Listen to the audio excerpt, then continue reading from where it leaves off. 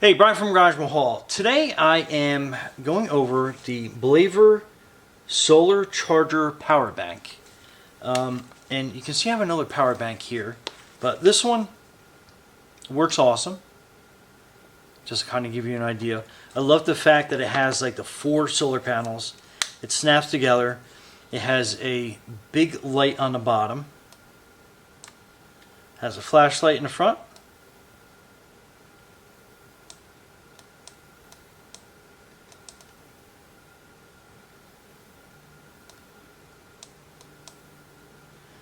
Strobe that turns it off, and then you have a nice like big area tent light. I call it tent light because I'm going to use it inside the tent, but you can use it so pretty bright as I get blinded by this. And again, flashlight. So it's got a couple different light modes, pretty neat. So I had gotten this other one, which will rename nameless, but I had this charging. This worked really good too. I gotta be honest. They both did a great job at recharging things. However, the BLAVOR seemed to last the longest, and that had me a little bit suspicious because this one was supposed to last pretty long. It claims that it has a 38,000 milliamp battery in it. So I'm like, all right, cool. So that should be pretty good. And this one has a 20,000 milliamp battery, but this seemed like it lasted longer on recharging things. And anyway, so this kind of met an odd fate. It still works, but as you can tell, it's kind of like open and exposed. And what happened was I had it on a one of my construction sites. I was building a 12 by 16 shed, and in the construction process, I had braces and stuff like that. So a 4x4 came and struck this on when it was basically laying down on the ground. I basically had it leaning against the shed, and it basically just came down like a tree, hit it, broke it open. It was still working. I'm like, okay, great. But I was like, while it's open, let me take a look inside. So, to my surprise, I found this battery on the inside. And there's actually, I'll pull it apart. I really want to put it back together again because I love the ability to, charge my phone on job sites or anything else that I'm out there. I mean, I have a second one, but, twice the power, twice as good. So, it has 2 of these batteries, and it's a 3.7 volt battery, and it's a 7565121, which I thought was peculiar, so it didn't tell how many milliamps. So I went and I did a search online. So hopefully you'll be able to see that. But that's the battery. And if you notice right here, it says 8,000 milliamps. So since this has 2 of them, that's 16,000 milliamp batteries. Milliamp hours, I guess, is how you break it down. But on the back of this one, it clearly states 38,800 milliamp hours. And I can kind of like show that a little bit closer. It's probably going to give away what this is, but you can kind of take a look at it. So right there. So, again, I really like this as well. It just didn't charge as long as the BLAVOR. This seemed like I could charge my phone more, I could charge my tablet longer, and this one, not so much. So it just made me wonder, because this battery is almost half the size, 20,000 milliamp hours. It's almost like half the size, mAh. So I was kind of like stumped. I honestly was. But I mean, now this is my go-to hiking, camping, job site power to recharge my phones, cameras, and devices. This one obviously is broken. I can fix it, but again, I was just kind of like, I'm like, why rate it for something that it's not? and that could be for one or two reasons. Either it's a it's a grab of your hard-earned earnings, and or they are just trying to bolster themselves to be something that they're not. Very, very disappointing. So I have some like testing equipment here just to still kind of like compare apples to oranges as far as what they are, how they work, what the voltages actually are. I'm a little thirsty, so give me a second. So let's dive a little bit deeper. So first I have it's a USB digital tester. And what this does is it tests the voltage that these units will put out. Now, it's a little weird and difficult because for one thing, sometimes if these devices start picking up a little bit of outside energy, like from solar, it can skew it. Hopefully my studio lights aren't going to give it any extra power than it's actually going to put out. But so I put that in, and it should say welcome, but I think I got to flip this over onto that side so we see that. All right, so that is showing what the voltages actually are. So it's showing 5.18 volts, and obviously it's not really drawing any current right now, but to kind of give you an idea. So hopefully you can read that number on there. If not, I think, let me do some close-ups while we're filming here.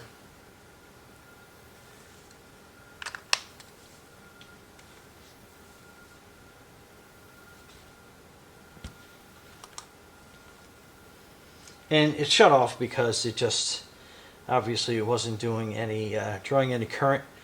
But anyway, you can clearly see that's 5.18 volts. And current, actually it's drawing 0 amps right now. And I guess I could probably do a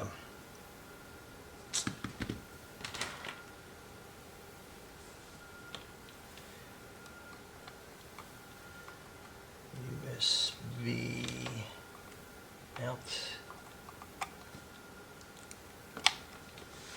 Okay, so let me charge one of my phones here. I can pull the jack out because it's one of those magnetic jack things.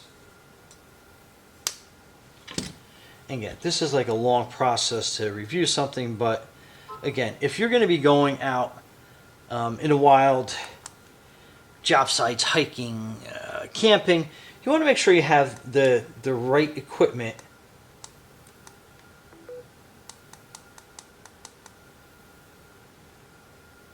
Let me turn that light off. Okay, so here it is. It's charging. Let me turn the flashlight off. All right, so there we go. Back to recording, so you can see 5 volts. Let me get it focused. And the current draw is 0.98 amps. Just to kind of give you an idea on that. So let's pull this out of this battery. And this one actually is fully charged. It just doesn't look so pretty. So we're going to put that on there as well. And then I will show that. So the voltage is 4.95. Same current draw, 0.98. And again, this was fully charged before it got damaged. And it's basically just a case. The insides are still working properly. Just to kind of give you an idea. So, and this one's pretty unique because when we take that out, this actually will power under some studio light. So again, I think these solar cells were, again, top notch. It was just a battery, little like false advertising. So that is that test device. So what we are going to do is I have a little more, a beefier test device here. What we are going to do is test the output power right out of the battery, right into this device. And again, this is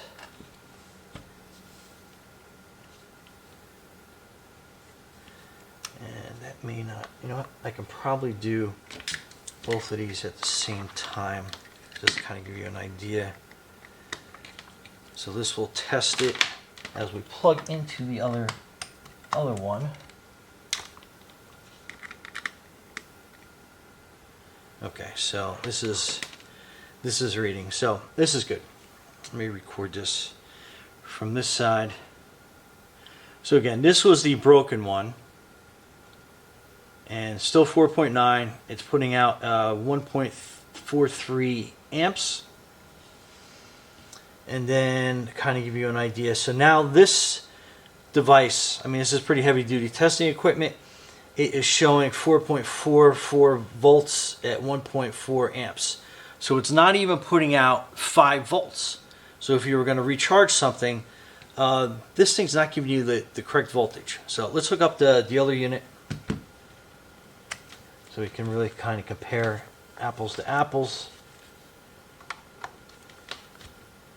And then I guess I can probably turn this around better so it reads better.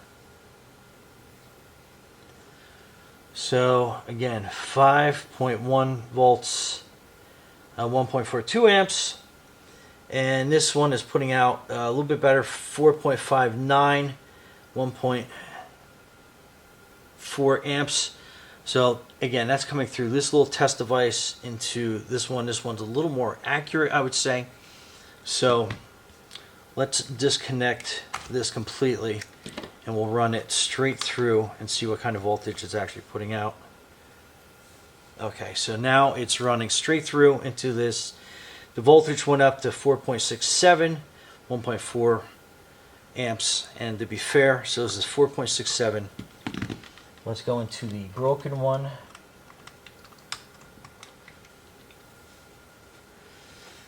And again, it's just putting out 4.59 volts. And again, I was able to charge my iPad, my phones, 2 phones. I feel like I'm important sometimes when I carry 2 phones, and that was basically just to kind of show that what each was capable of doing. So again, I really liked this broken one. I really did. Up until it broke open and I saw what was inside. And then after I do the voltage test on it, I kind of can really see what it's about. So the battery is not where it's supposed to be, and the voltage is slightly lower than 5 volts. And again, with devices, that really doesn't make that much big of a deal. It's more of the milliamps that are going in to charge your device that's important, because that's kind of like the power that's going through the energy. The voltage, I mean, as long as you're close to 5 volts, you're good. So again, and I love that it's like this bright orange. It's got the 4 panels. Folds up really nice when you fold it the right way. You know, it's got a bigger platform on it. Dog hair, sorry. Busy day with everything going on today. So, I mean, I like that it's got this nice big panel on it. It's got the flashlight on it. It's got a compass. So it has a lot of like unique features to it.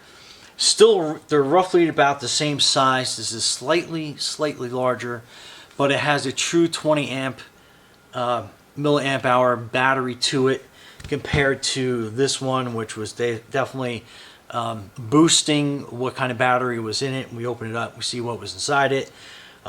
So like when things fall and break, sometimes it's actually for a good reason. Again, this just wasn't giving me enough charge power, and I couldn't figure out why. And I couldn't figure out why this one seems like it worked a lot better in the long run. So your choice, I think, is pretty clear. When you're going out camping somewhere and you're looking for a solar powered battery pack, this is the way to go. And what I really enjoyed about this the most was that I could charge my iPad, my cameras, my cell phones out in the wild all day. Just charges, and then at nighttime I could plug my devices in, charge them overnight, and I'm ready to go the next day. If it still needed some more charge or something, like I had one camera, I was like using it to no end. I hooked it up to this, charging while it was out in the sun. So I was charging the battery, I was charging the camera, all at the same time, and I was able to go a week camping without having to worry about any power needs, or bringing, you know, like 5 or 6 times the size of this on a camping trip when I can put this in my backpack, no problem. I can even put this in my back pocket, and then anytime we'd stop somewhere, I'd pop the panels out, make sure that I was getting enough juice to go. But anyway, this will last you a whole week or longer, actually almost indefinitely, as long as you have good sun. Even a partial sun, it works well. And you can be out in the wild and you're able to charge your phone and your devices and keep this charged the whole time. Unlike a regular battery cell, I usually have one floating around on a desk somewhere. Unlike a regular battery cell, you bring it, you deplete it, there's no way to charge it when you're, out camping. Anyway, long review, but I just wanted to kind of cover all bases with everything, just in all fairness to all the products and devices out there. But this is definitely, without a doubt, my choice for camping, hiking, out on my construction sites, my other businesses, bebopping around the yard. I have a pretty big yard. I don't have electrical outlets at the end of the yard, so this is great if I'm doing a lot of creative work outdoors. I can keep all my devices charged up without having to run back and forth to my house. Anyway, I hope that covers everything you could possibly need to know about this or any of these other solar devices. Just be safe in your choices and what you're doing out there. Anyway, Brian from Garage Mahal, thanks for watching, and be safe out there.